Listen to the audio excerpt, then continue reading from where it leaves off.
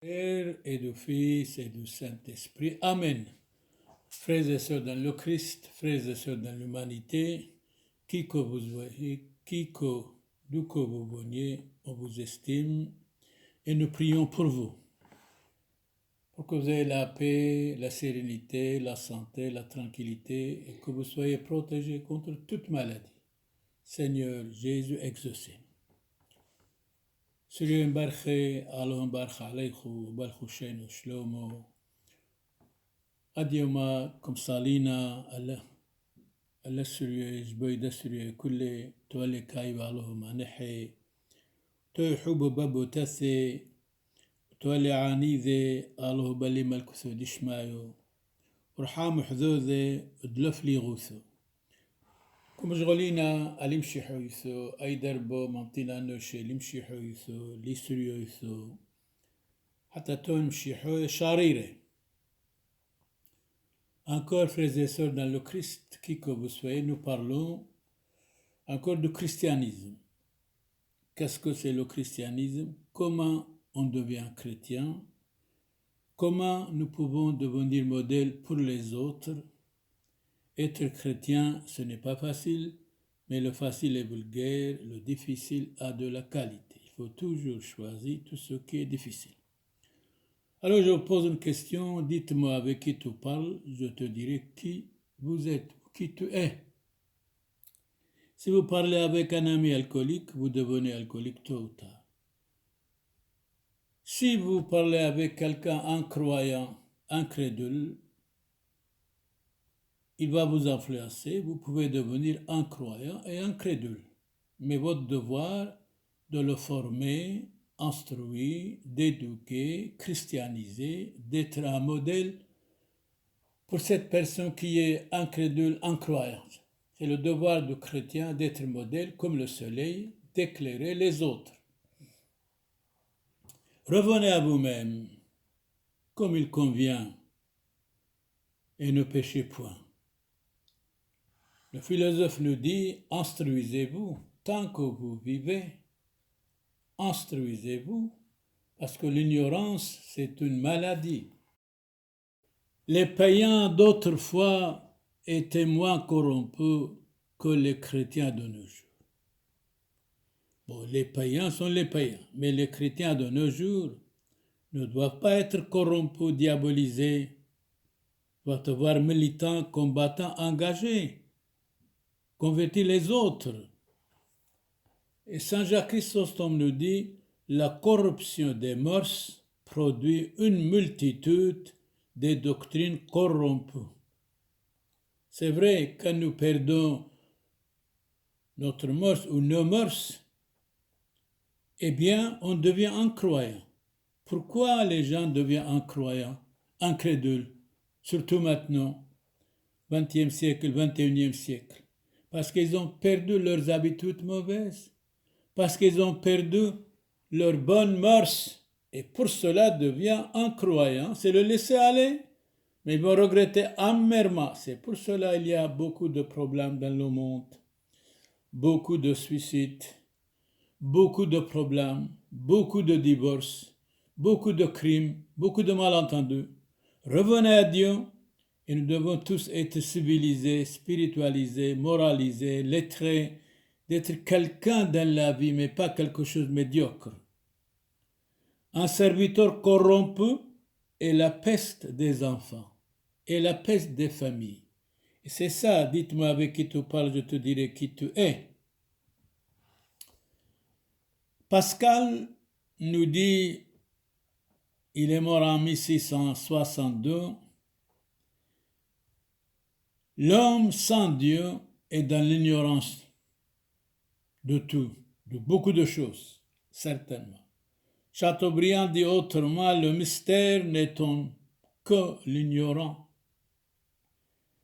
On interrogeait à Diogène, ce philosophe grec, mort en 327 avant Jésus-Christ, comment, on vous pose une question, est-ce que la terre est dérangée de quelqu'un ou de quelque chose? Oui, oui, la terre est dérangée quand quelqu'un est ignorant, quand il marche sur la terre la terre est fâchée, la terre est dérangée.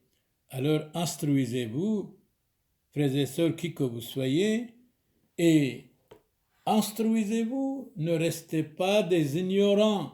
L'ignorance, vraiment, c'est une maladie. Le mot clair, on dit voilà, on demandait à Diogène ce qui posait le plus sur la terre. Il a répondu clairement, c'est un ignorant. C'est clair. Donnons la parole à Jean-Jacques Rousseau, mort en 1778. La sainteté de l'Évangile est un argument qui parle à mon cœur. Franchement, donc Jacques Rousseau, on vous félicite. Vous devriez être vraiment saint, hein? Pourquoi pas? Répétez. La sainteté de l'Évangile est un argument qui parle à mon cœur. Ayez un cœur pur, vous verrez Dieu le Christ dit. Montesquieu dit autrement, mort en 1755, la morale de l'Évangile est une excellente chose et le plus beau présent que Dieu ait pu faire aux hommes. Nous voulons entendre de nouveau. Montesquieu, savant français, connu mondialement, comme Jean-Jacques Rousseau connu mondialement.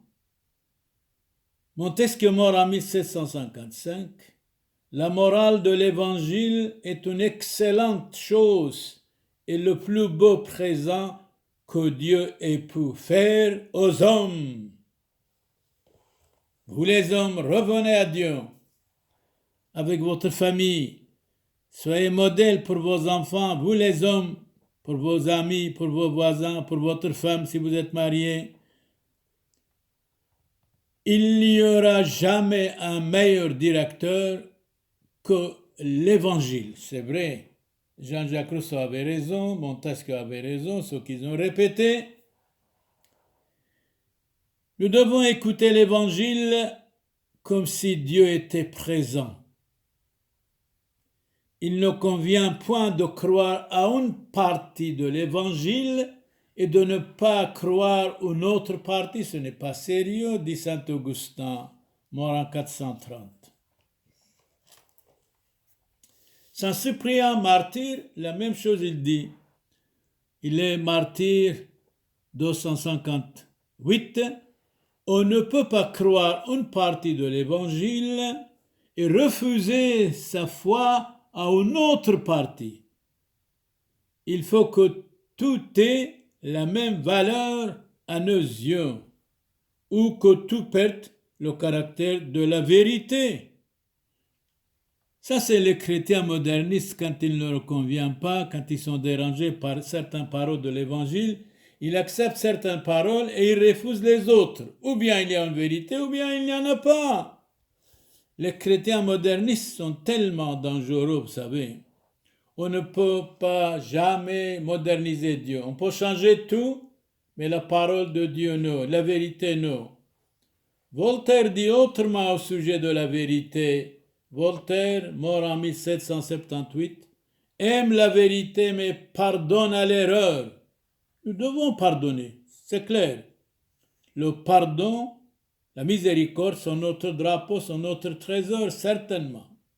Goethe, le philosophe allemand, mort en 1832, nous dit « La vérité guérit le mal. La vérité, c'est le Christ. Je suis la vérité, la vie et le chemin, le Christ dit dans l'évangile Saint Jean, chapitre 14, verset 6. Tertullien dit autrement, mort en 240, la vérité ne rougit de rien sinon d'être cachée. Tertullien, c'est un avocat converti au christianisme. Aristote dit autrement, c'est une chose sainte, la vérité. Aristote, philosophe grec mort en 322 avant Jésus-Christ. Dans l'évangile Saint Jean, chapitre 18, verset 37, c'est pour rendre témoignage à la vérité que je suis né, le Christ dit. et bien des saints gens intervenaient, nous devons écouter encore. C'est pour rendre témoignage à la vérité que je suis né. Jésus ajoute, je suis la vérité, la vie et le chemin. C'est exact. Chapitre 14, verset 6. Avez-vous compris? Saint Cyril, Saint Jérôme ont la même opinion. On n'est pas chrétien quand on craint de mourir pour la vérité. Mourir pour la vérité, c'est excellente chose, absolument excellente chose. Pourquoi pas? Pour la vérité. La vérité est lente, le mensonge est pressé. Saint Augustin disait, quand nous disons la vérité, nous avons beaucoup d'ennemis, parce que beaucoup d'hommes et de femmes n'aiment pas la vérité. Mentez, mentez, ils vous croient. Dites la vérité, ils ne croient pas. Où allons-nous? Car l'enfer sera infiniment moins rigoureux pour les païens que pour les mauvais chrétiens. Attention, chrétiens, ne soyez pas mauvais. Soyez de vrais chrétiens. Soyez modèles pour les autres. Dans Saint Luc, chapitre 12, versets 4 et 5, mais Jésus parle. Mais à vous, mes amis, je dis ceci. Ne craignez pas ceux qui tuent le corps et après cela ne peuvent rien faire de plus. Mais Jésus ajoute, je vais vous montrer qui vous avez à craindre. On écoute. Craignez celui qui, après avoir ôté la vie, a le pouvoir de jeter en enfer. Oui, vous dis-je, celui-là, craignez-le. Et de toute façon, quand nous sommes bons, nous respectons les 10 commandements de Dieu, les paroles de Christ, certainement nous tous nous allons au paradis, je suis absolument convaincu. Mais quand nous sommes déviés, déraillés, alors là, il faut réfléchir, attention, danger. Revenez au bon chemin, qui que vous soyez, croyant ou non. Nous vous estimons, nous vous aimons bien, nous prions pour vous. Un chrétien, à cause de la noblesse de son titre, doit être plutôt indulgent que sévère, plutôt miséricordieux que rigide. Nous devons être miséricordieux à l'égard de tous. Nous devons être indulgents et tolérants à l'égard de tous.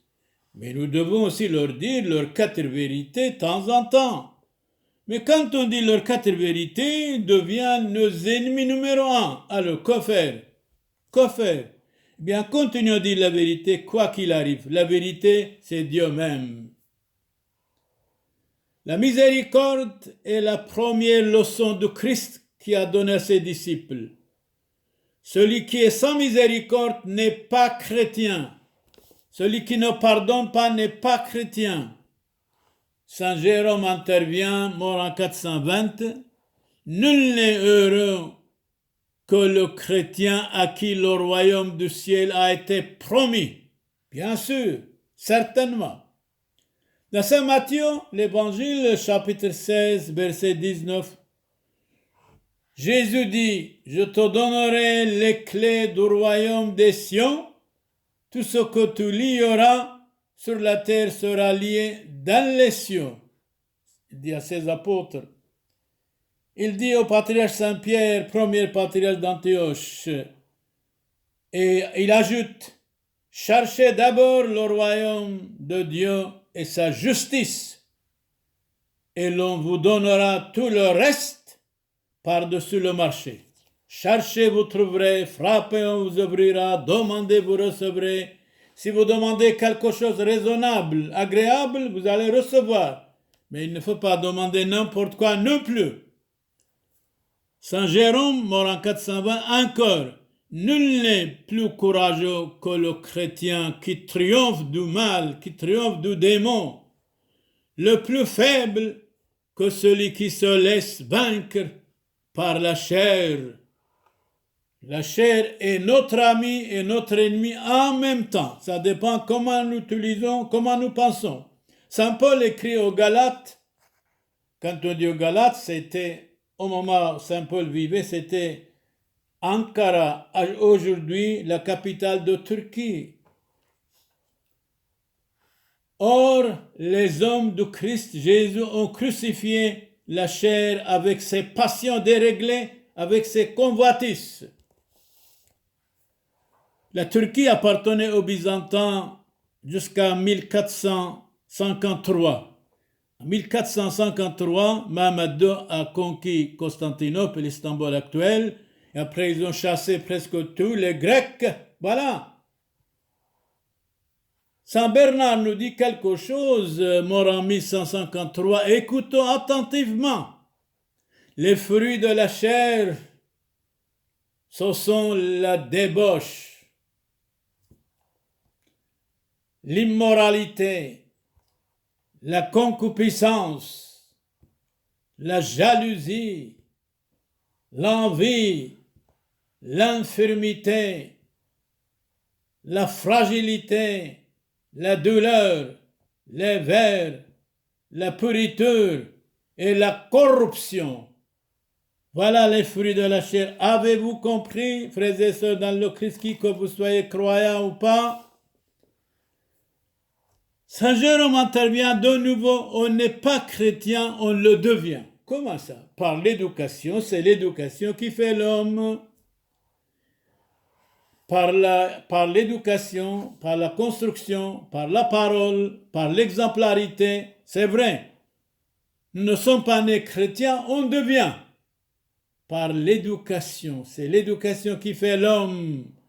Éduquez vos enfants chrétiennement, civilement, catholiquement, religieusement. Ils deviendront de véritables hommes. Sinon, attention, ils deviendront des clochards dangereux. Attention, sans éducation. Deviendront des clochards dangereux. Nous ne sommes pas chrétiens par la naissance, mais par la génération. Génération égale renaissance de ceux qui étaient corrompus. Régénération de l'âme par le baptême, par la pénitence. Le contre, c'est la décadence. Aujourd'hui, vraiment, c'est la décadence dans beaucoup de familles. Décadence des morts, décadence de spiritualité. Et les gens deviennent incroyants. En Europe, 4% des croyants, c'est honteux à l'Église. Et nous tous. Où sont les missionnaires du passé? Où sont les militants combattants du passé? Où sont-ils? Des missions totales depuis qu'on a modernisé l'Église. On peut moderniser tout, mais Dieu jamais. On peut moderniser tout, mais l'Église jamais. Les chrétiens doivent aimer le ciel, non la terre.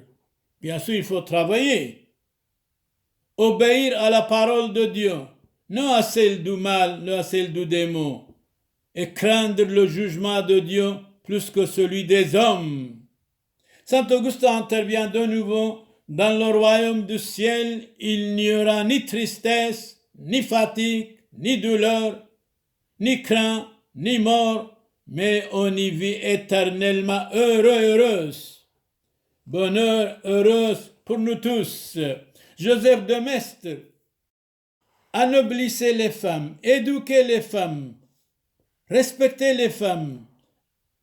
Le christianisme a été prêché par des ignorants et cru par des savants. C'est exact. Les apôtres étaient des ignorants, mais quand ils ont reçu l'Esprit Saint, ils deviennent des savants. Eh bien, répétez Joseph de Maistre, le christianisme a été prêché par des ignorants et cru par des savants. C'est exact. C'est exact. Pascal dit autrement, mort en 1662, la religion chrétienne renferme assez de lumière pour éclairer ceux qui désirent sincèrement d'être éclairés. C'est bien, Pascal, répétez.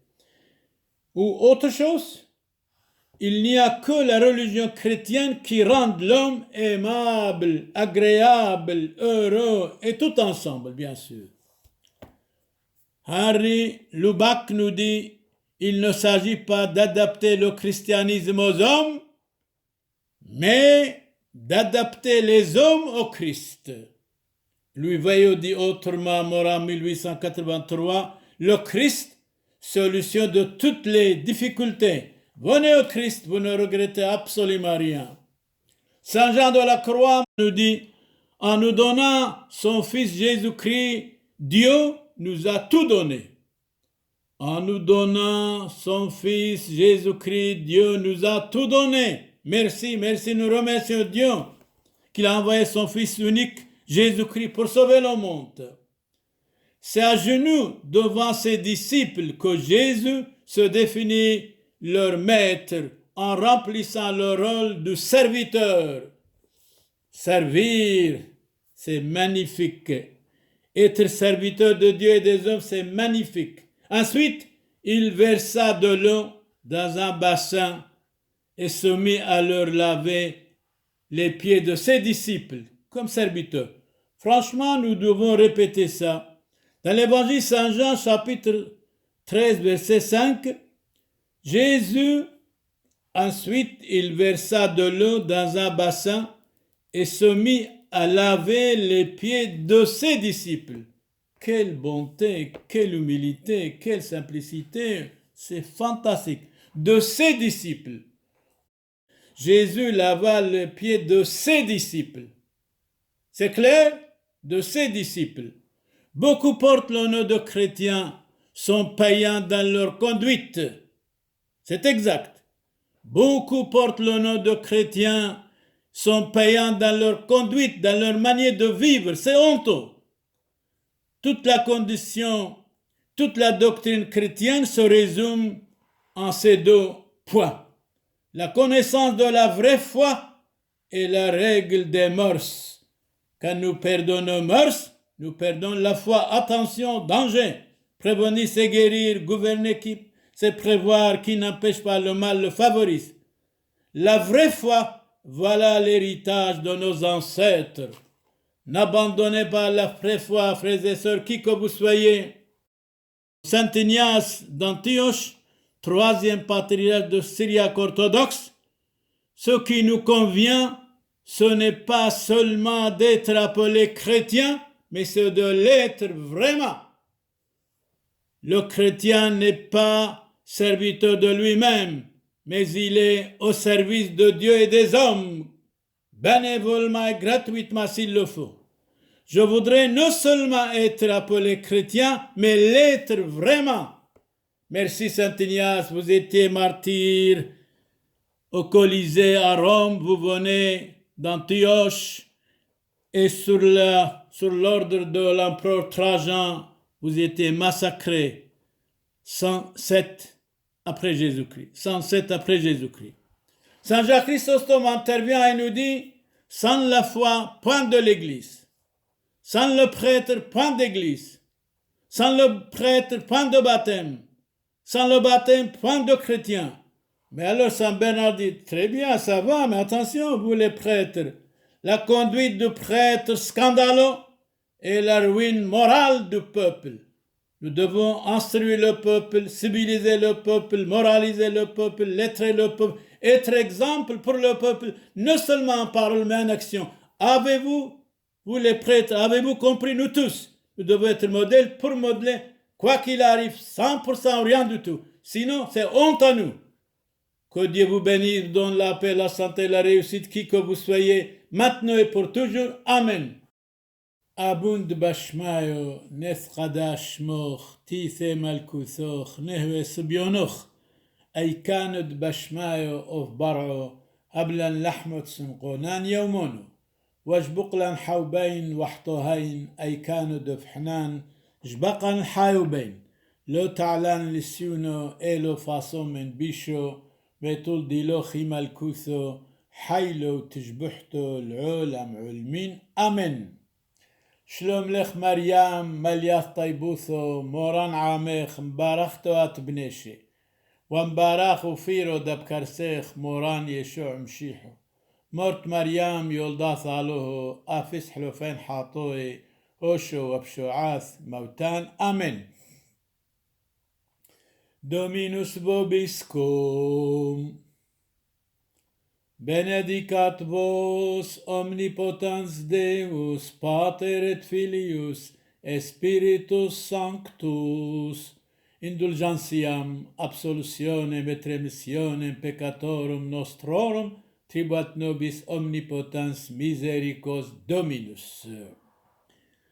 Pushun bashlomo ahai habibai srioem barche kad magalinan khun taibutho والرحمة دتليثو يوثو قادشتو ومشابحتو عم زوده وبركوثو دان سبتون من مدبحم حسيون دموريو راحيقة عم قريبة حاي عم ميثي فريقاي بصلي بزاكو دموريو وطبيعاي برشمد معموديثو قادشتو دهيت حاسة حو بيكون تجبق بصوريكون وتنح روحوثد عن ذيكون وينو عبدم حيلو حاطو اثحنين وث عدار بيات سلاوثخون زيلون بشلومو كاث حذيتون روزيتون وعلايم حيلو صلاو. Ici, Monseigneur Charles Clément Boniface, dit Père Samuel, le prêtre de la Sainte Église syriaque orthodoxe, vous dit bonjour et prie pour vous tous, qui que vous soyez, croyants ou non. سريهم برخي اللهم بارخ عليخو اللهم من حكاي وثخو اللهم بارخو شينو شلومو حوبو بابو تثخو ودلو يفليغوثو أعميخو هركي أبونا ديرو سامويل وكونو ديعيتو سريتو أرثوذكسويتو بلشيكا كوبالخو شينو شلومو اللهم بارخ عليخو بشمودابو دبرو روحو قاديشو هوشو بخو لزبان العولم علمين آمين بوشون بشلومو آمين.